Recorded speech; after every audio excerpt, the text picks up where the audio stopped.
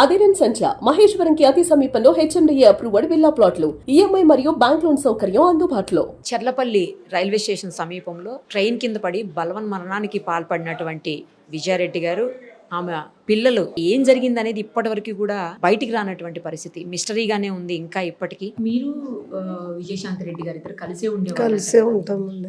ఎప్పుడన్నా ఏమన్నా చెప్పేవాళ్ళ మీకు? అస్సలు చెప్పేది కదా, ఆమె బాధ ఉన్నా కూడా లోపలనే ఉంటది, మనసులో ఏడుపు గాని మొహం మార్చుకోవడం అలాంటివి ఉండయి. అస్సలు కొండయి ఎవరిని చాటుకు కూడా తిట్టదు. అసలు ఏం లేకుండా ఇట్లా అయిందంటే అసలు ఆమె గురించి ఏం చెప్పడానికి లేదు. అసలు ఆ రోజు ఇప్పుడు మీతో లాస్ట్ మాట్లాడారు 6:30కి వెళ్ళింది. 6:30 శుక్రవారం ఫ్రైడే ఇంట్లో నుంచే ఆఫీస్ జాబ్ చేయాలి. నేను అప్పటికన్నా నేను బయటికి వెళ్ళి వచ్చిన ఆడపిల్లలు ఇల్లు కట్టుకుంటున్నాం మేము. అన్నీ ఆమె పేరే పెట్టుకొని మేము కట్టుకుంటాం. అక్కడ ఏదైనా కలిసి వస్తుంది, ఒక 5-6 లక్షలన్నా వస్తాయి ఒక్కొక్క దాని మీద. ఆమె పేరు పెట్టుకుని ఆమె పేరే ఉంది. ఇప్పుడు ఆ ఇల్లు కరెంట్ బిల్లు కూడా ఆమె పేరు మీదనే వస్తుంది. అది కూడా ఆలోచించాలి. అన్ని నా పేర్ల మీద పెడుతున్నారు, నేను పోతే ఇవన్నీ ఎట్లా అని కూడా ఆలోచించాలి. అసలు మేము ఎక్కడెక్కడో తెచ్చుకొని పెట్టుకున్నాం అవి. అట్లా కూడా ఆలోచన. నేను ఆడపిల్లి పోయాడ పనుల దగ్గర పని చేయించి వచ్చిన ఆ శుక్రవారం ఆ రోజు జ్వరం వచ్చిందని నేను ఇల్లు ఊడకుండా పోయిన. ఆమెనే ఇల్లు ఊడ్చుకుంది, 5 గంటలకు లేచింది, ఇల్లు ఊడిచింది, స్నానం చేసింది, దీపం పెట్టింది, నాకు టీ పెట్టించింది. ఆమె టీ తాగింది, 15 నిమిషాల్లో రెడీ అయింది. అరే శుక్రవారం నీకు ఆఫీస్ ఉండదు కదా నాన్న అంటే, ఆఫీస్లో మీటింగ్ ఉందని వెళ్ళింది. రెడీ అయింది, డ్రెస్ వేసుకుంది, వెళ్ళిపోయి. అరే నేను చిక్కుడుగా కూర చపాతి చేసిన తినకుండా పోతున్నా, మరి రేపటికి నేనే తినాలంటే నేను ఆఫీస్లో తింటాను పోయింది. అప్పటికి నాకు అరే శుక్రవారం పోయింది మళ్ళీ అని మళ్ళీ 10:30కి మళ్ళీ ఫోన్ చేసిన.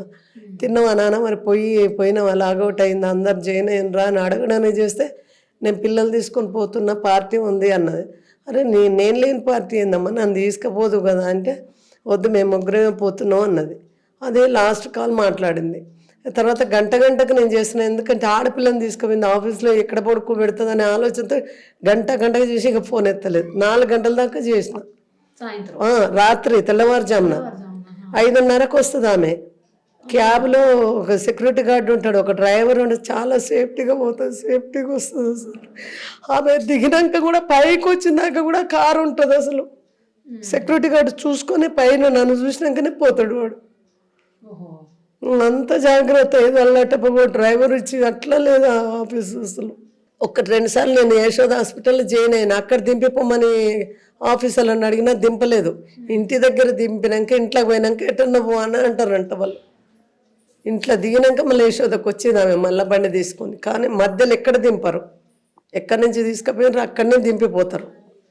పైకి వచ్చినాక పైన గేటు పెట్టుకున్నాక పోయేటోళ్ళు. అట్లాంటిది ఏం చెప్తాను చెప్పండి. ఆ పిల్లలు కూడా చిన్న పిల్లలు, నా కోడలు చాలా కష్టపడి చదివించింది. ఎందుకంటే మా దగ్గర ఉంటే వినడు, వాళ్ళ డాడీ ఉంటాడు, వాళ్ళ మమ్మీ ఆఫీస్కి వెళ్తుంది, నేను డే అంతా పడుకోవాలి.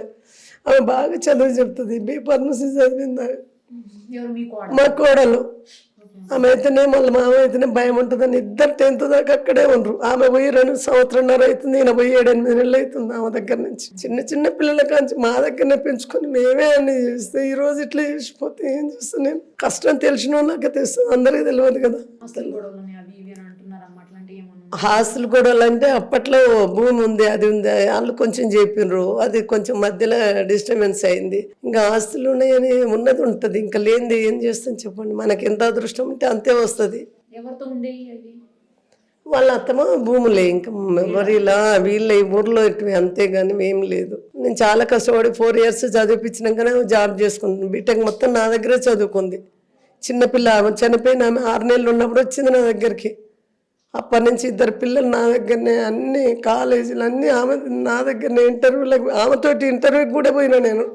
పొద్దున 6 గంటలకు పోతే రాత్రి 12 దాకా కూర్చొని పిచ్చుకొక్కలాగా బయట.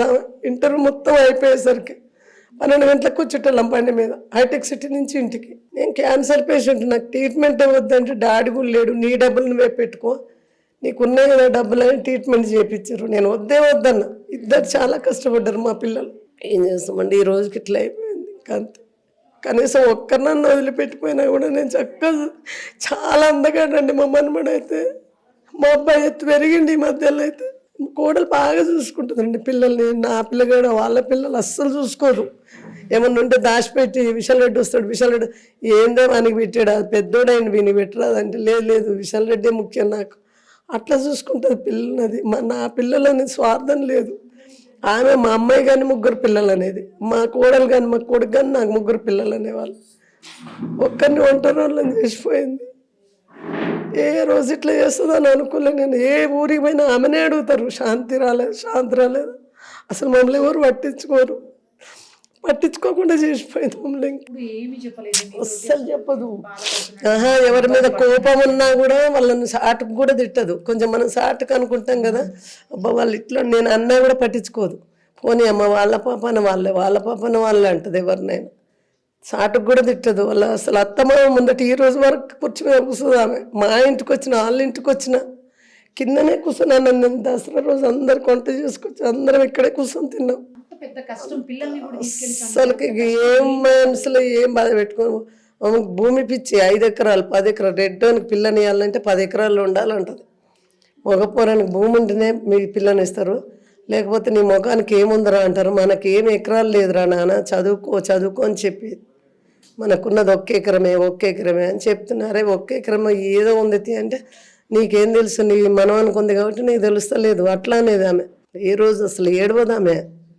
అసలు ఏడుస్తానన్నా కొంచెం బాధ పోద్ది, ముఖం మార్చుకోదు, ఏడవదు, హ్యాపీగా ఉంటుంది. లోపల ఏం చేసుకుంటుందో తెలియదు. మనసులో కొంచెం బాధ ఉంటే ఏడిస్తే కొంచెం ఫ్రీ అవుతుంది ఆమెకు. అట్లా బాధ కూడా పెట్టుకోదు, బయటకు అసలు తెలియదు. ఫ్లవర్లా వెలుగుతుంటుంది ముఖం ఎప్పుడు చూసినా కూడా. ఎనీ టైం ఎంత సంతోషంగా ఉంటుంది.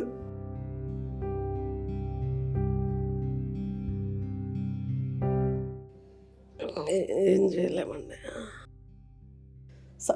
సండేనే అరిసెలు చేసినాం. ఆమె సోమవారం పోతా అన్నది. ఊర్లో నుంచి కళ్ళు తెచ్చిన. కళ్ళుదే అమ్మమ్మ నేను పోతా కదా అంటే ఊరి నుంచి సండే కళ్ళు తెచ్చిన. సండే వాళ్ళ అన్నతో చేపలు తెప్పించుకుంది. ఆయనకు వచ్చేసి ఊరి నుంచి కళ్ళు తీసుకొని వచ్చేసి చేపల కూర వండింది, ఫ్రై చేసింది, అరిసెలు చేసినాం. 5 గంటలకు మనకి ఇచ్చి వచ్చింది. అసలు అంత మంచిగా ఉండేది. అసలు ఎప్పటి నుంచి ప్లాన్ చేసుకుంటుంది అన్నది కూడా తెలియదు మాకు. అసలు ఏదన్నా చెప్తాం ఆ పేరు మీద ఉన్నాయన్న మాకు కనీసం ఇచ్చి కూడా పోలేదు, రాసి పెట్టి కూడా పోలేదు. ఇది నీది ఇది నాదని కూడా. ఆమె పేరు చాలా కలిసి వస్తుంది. క్యాట్ కూడా వేయించుకుంది మా కోడలు. నా పేరు వేయించుకోవే అంటే ఏమొద్దు, పుష్ప మూవీలు 2 వచ్చినాయి, మీ పేరు వద్దు, మనమంది వేయించుకోవే వద్దా, వదిననే వేయించుకో, వదినదే వేయించుకుంది.